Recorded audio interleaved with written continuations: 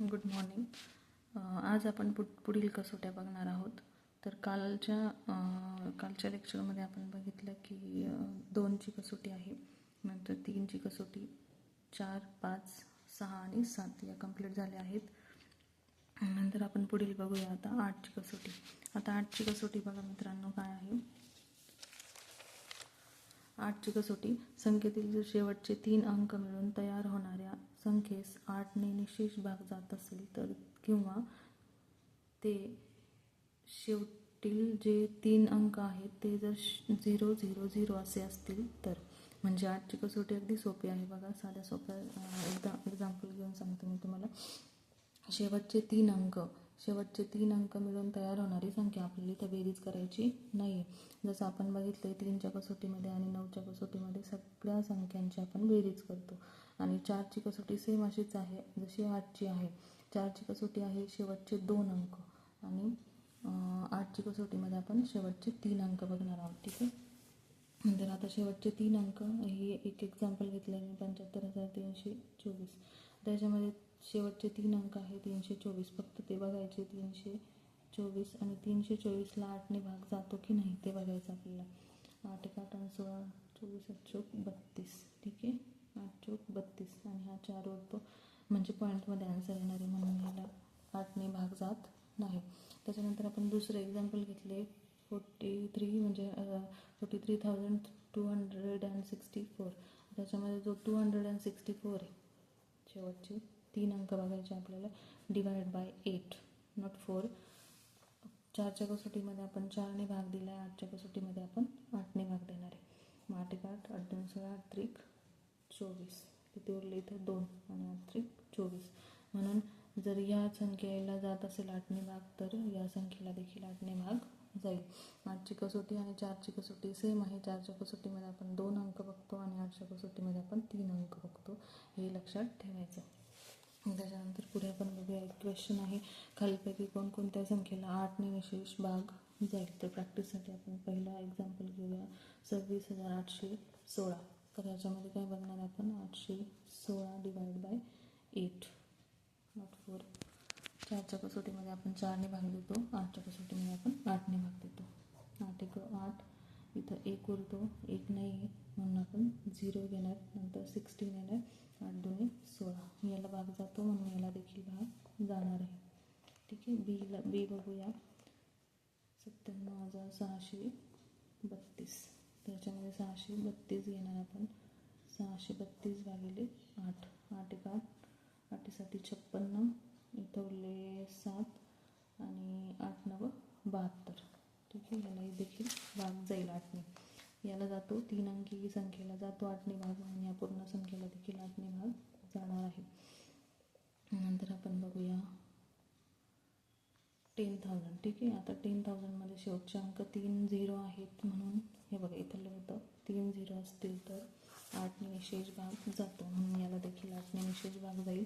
हे लक्षात ठेवायचं आहे. 8च्या आणि 4च्या कसोटीमध्ये देखील लास्टला आपण 0 बघणार आहे. फक्त 4च्या कसोटीमध्ये आपण 2 0 बघतो आणि 8च्या कसोटीमध्ये आपण 3 0 बघतो. जसं आपण 5च्या कसोटीमध्ये शेवटचा अंक फक्त एकच कन्सिडर करतो.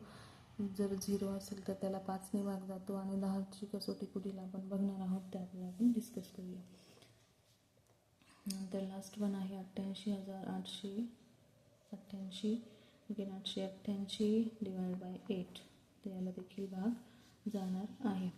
तर हे देखील 8ने भाग जातो. ठीक आहे. तर 4ही आन्सर्स आपले करेक्ट आहेत.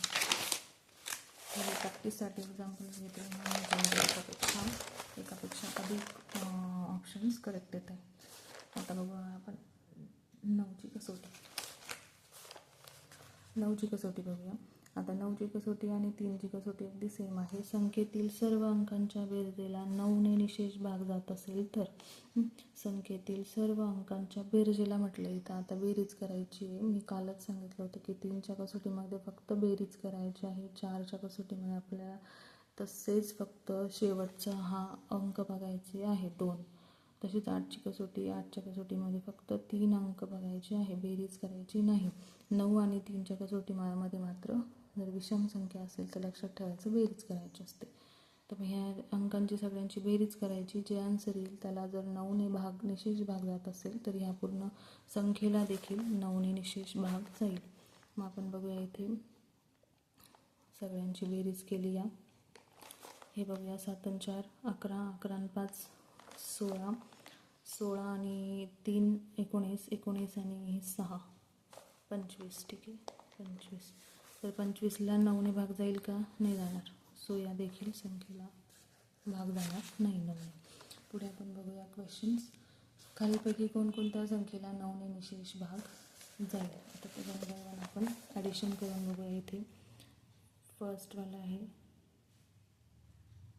0 1. ओके, 7 + 8 + 5 + 1.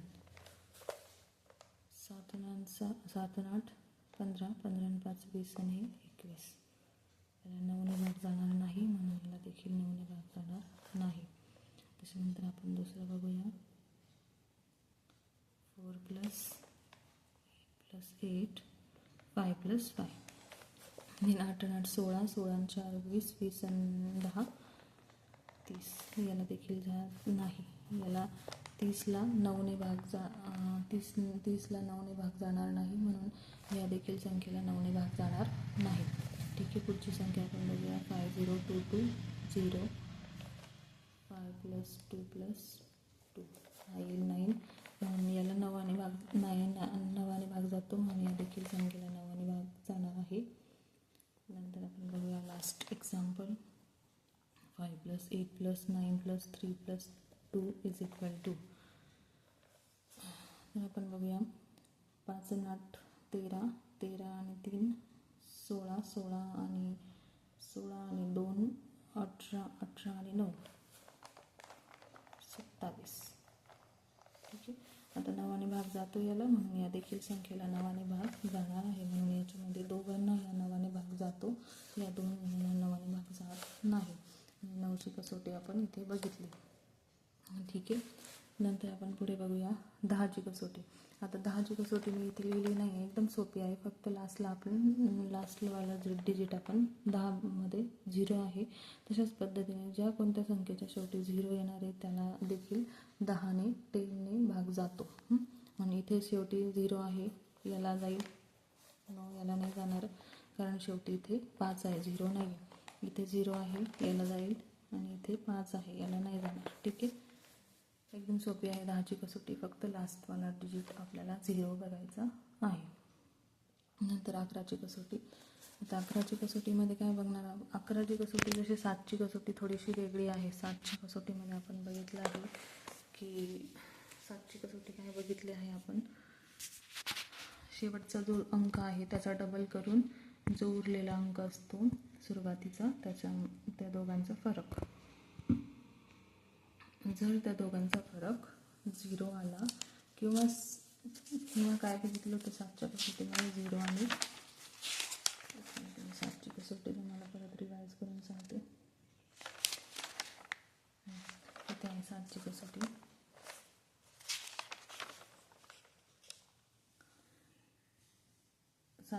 आहे संख्येतील एकक स्थानचा अंकांचा 2शी गुणाकार करून तिला उर्वरित संख्येतील वजा करून जर जी उरलेली संख्या तिला जर 7ने भाग जात असेल तर 7ने पूर्ण अंकाला निशेष भाग जाईल, अशी ती कसोटी होती. त्याचप्रमाणे 11ची कसोटी थोडीशी वेगळी आहे. जसं 7च्या अंकामध्ये आपण 7ला शेवटच्या अंकाला डबल करून फरक काढत होतो. इथे आपल्याला काय करायचं आहे 11च्या कसोटीमध्ये, जर संख्येतील एकास आड एक अंकांच्या बेरजेतील फरक 0 किंवा 11च्या पटीत येत असेल तर, म्हणजे बघा जर 11च्या पटीत म्हणजे काय, 11ने भाग जात असेल तर, 11ने जर उरलेल्या संख्येला भाग जात असेल तर त्या संख्येला पूर्ण संख्येला 11नेही भाग जाईल. 11च्या कसोटीमध्ये असे आहे की आपल्याला एकास आड एक संख्या घ्यायची आणि बेरीज करायची. 7मध्ये जसं आपण फरक काढत होतो तसे इथे आपल्याला एकाआड एक संख्या घेऊन बेरीज करायची आहे आणि त्यांच्यातला फरक काढायचा आहे. ठीक आहे, 7च्या ह्याच्यामध्ये आपण डबल करत होतो तसं 11च्या ह्याच्यामध्ये आपण काय करणार आहे, जे एकास आड एक म्हणजे काय, जर 7 घेतला तर 4 सोडून द्यायचा आणि 3 घ्यायचा. नंतर 1 सोडून द्यायचा, 8 घ्यायचा. ठीक आहे. आता मी जी अंडरलाईन केलेली आहेत त्यांची बेरीज करायची. ती बेरीज येते 7 आणि 8 15, 15 आणि 3 18. ती बेरीज येते 18. आता जे उरलेले अंक आहे 4 आणि 1 या दोघांची बेरीज करायची. 4 आणि 1 5, 4 आणि 1 5. या दोघांचा आपल्याला फरक करायचा. ठीक आहे. या दोघांचा आपल्याला फरक करायचा. 8तून 5 गेले 3, 1 हा होतो 13. या 13ला 11ने भाग जाणार नाही, म्हणून या देखील संख्येला 11ने भाग जात नाही. ठीक आहे. एकदम सोपी आहे बघा. नेक्स्ट एक्झाम्पल बघते मी, दाखवते मी तुम्हाला.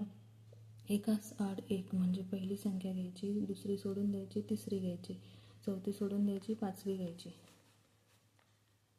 7, 2 आणि 8. नंतर उरलेल्या 5 आणि 1. ठीक आहे. 5 आणि 1 या.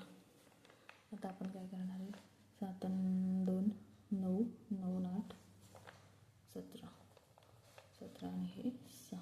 यांची डिफरन्स येतो 11. 11 डिवाइड बाय 11 जातो, भाग जातो, म्हणून या देखील संख्येला 11ने भाग जाणार आहे. ठीक आहे. पुढे आपण एक्झाम्पल बघूया. खालीपैकी कोणकोणत्या संख्येला 11ने निशेष भाग जाईल. आता ते बघूया आपण. हे एक एक्झाम्पल पहिलं घेतले.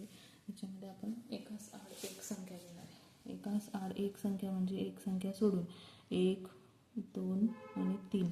3 वेळा 1 आहे आणि उरलेले हे 2, 1. हे येतो 3, 3 वजा 2 1. एकाला भाग जात नाही 11ने, म्हणून याला देखील भाग जाणार. आणि आपण तोंडी पण करू शकतो.